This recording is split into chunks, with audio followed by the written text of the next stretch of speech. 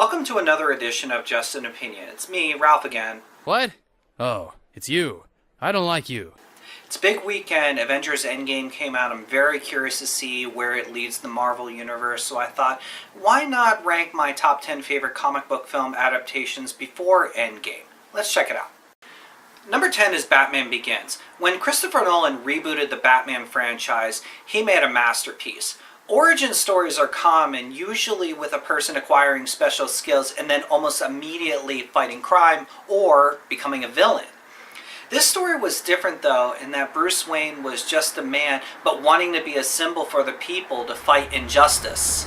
People need dramatic examples to shake them out of apathy, and I can't do that as Bruce Wayne. As a man, I'm flesh and blood. I can be ignored, I can be destroyed, but as a symbol. You really understood why he wanted to be a hero.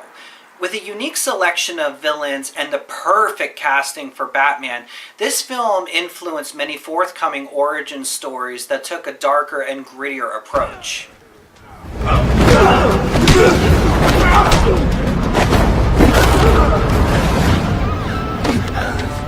Taste of your own medicine, Doctor. Number 9 is The Avengers Infinity War. It wouldn't be a superhero film if said hero wasn't in peril at some climactic point in the film. Infinity War takes it to a different level though, with its overall pessimistic and dark tone. I don't want to go. I don't want to go, sir. Please. Please, I don't want to go. I don't want to go.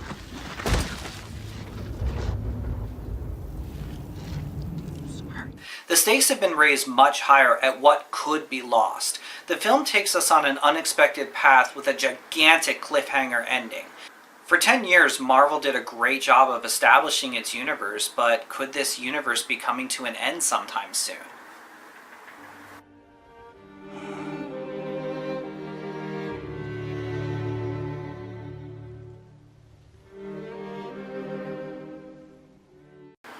Number 8 is Deadpool. This film shatters the fourth wall, not only with its self-awareness, but also its commentary on superhero films in general. Let us go talk to the professor. McAvoy or Stewart? These timelines are so confusing.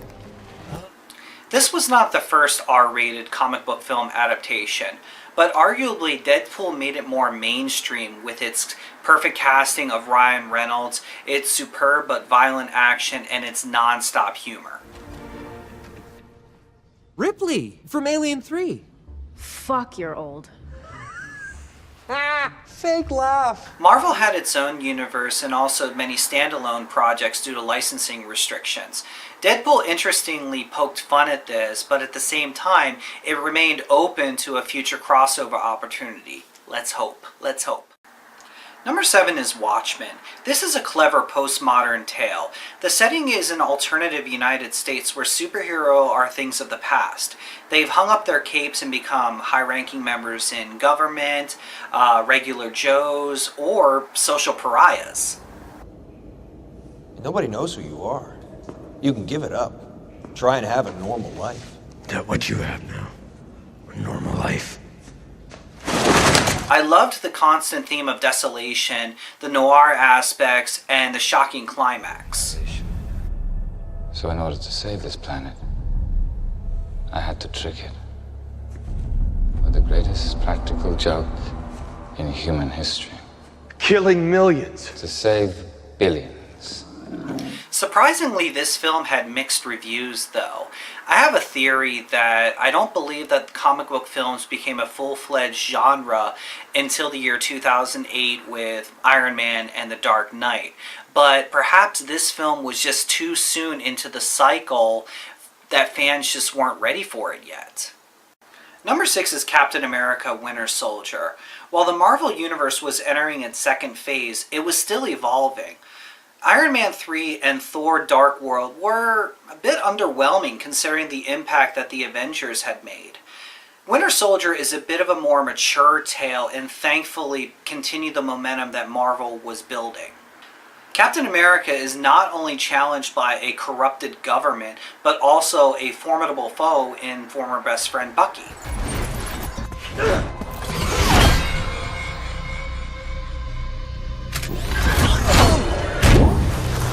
While special effects have their place in this film, I really applaud the fight scenes so much more.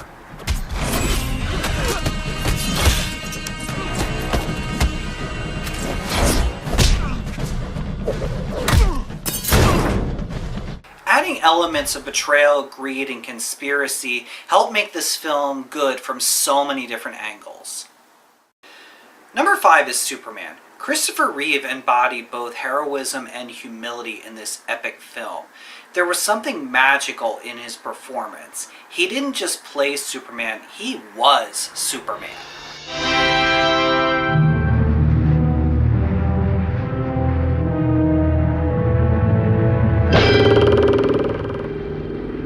Bad vibrations? This was the first comic book film adaptation to not only have a big budget, but star power as well. All of the components meshed well together in this amazing film, and you truly believed a man could fly. Easy, miss. I've got you. You've got me! Who's got you? This film transcends several genres so that anyone could enjoy it, and it has the biggest heart of any superhero film ever made. Number 4 is X-Men Days of Future Past. The X-Men franchise was rebooted with the release of First Class, but Days of Future Past changed that classification a bit. It is unique for serving as both a sequel to X-Men First Class, but also combines select members of the cast from the original X-Men trilogy. You know, I think I do remember you now. Yeah, we came to you a long time ago seeking your help. And I'm going to say to you what you said to us then. The new and old series fold into each other as this film takes place in 2 separate timelines. And you truly have to admire the performances of the young and the old Professor X and Magneto with their respective rocky relationships. I've lost my fair share. Huh. Dry your eyes, Eric. Doesn't justify what you've done. You've no idea what I've done. I know that you took the things that mean the most to me. Well, maybe you should have fought harder for them. All those years wasted fighting each other, Charles. To have a precious few of them back. Number 3 is Captain America Civil War.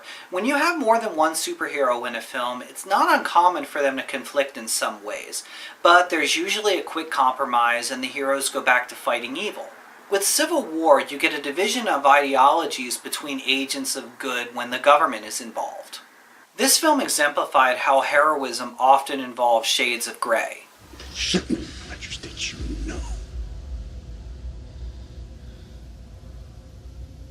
Yes. Every hero is fighting for something slightly different, but this uncertainty leads them to choose a side.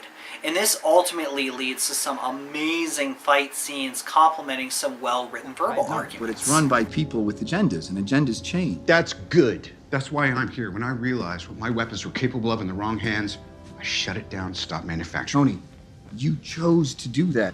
If we sign this, we surrender our right to choose.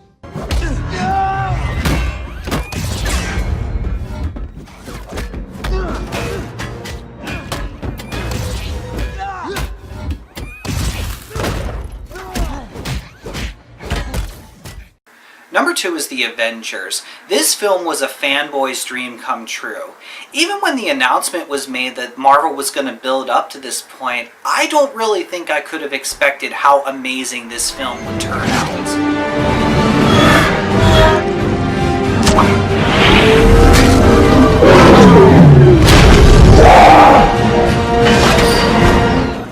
This movie represented that pretty much anything was possible with a comic book film adaptation in terms of both special effects, but also character inclusion. The film was both a culmination of what Marvel had built up to, but it was actually also just the beginning of what was to come. And thankfully, this was not the last appearance that we saw of Loki. Enough! You are all of you beneath me. I am a god, you dull creature. And I will not be bullied by that.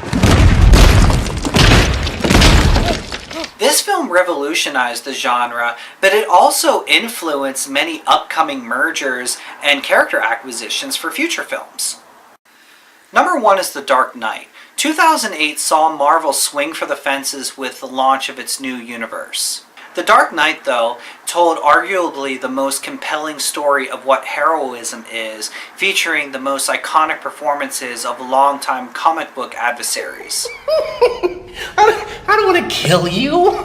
What would I do without you? Go back to ripping off mob dealers? No. No, you complete me. The film showed how a puppet master could turn a good man into a villain through manipulation and destroying what he cares about most. Upset the established order, and everything becomes chaos. I'm an agent of chaos. But it also showed that Batman wanted the people of Gotham to have a hero amongst its own people. Hence the desire for the people to put their faith in Harvey Dent and the hope that they wouldn't need Batman anymore as power is restored to its citizens. Rachel believed in what you stood for. What we stand for. Gotham needs you. No, Gotham needs its true hero. The climax of the film involves Dent becoming Two-Face, but Batman takes the rap for the killing spree. Dent dies a hero to the people, and Batman vanishes as a wanted criminal. But Gotham's faith in its own people remains preserved as Batman had wanted all along. Just as stated in Batman Begins, he wanted the people to have a hero that they could believe in. Thus he created the symbol of the Dark Knight. To quote Jim Gordon, "He's the hero that Gotham deserves, but not the one it needs right now. So we'll hunt him, because he can take it. Because he's not our hero. He's a silent guardian, a watchful protector, a Dark Knight." Thank you so much for watching, and please feel free to leave a comment if you'd like. Thank you again.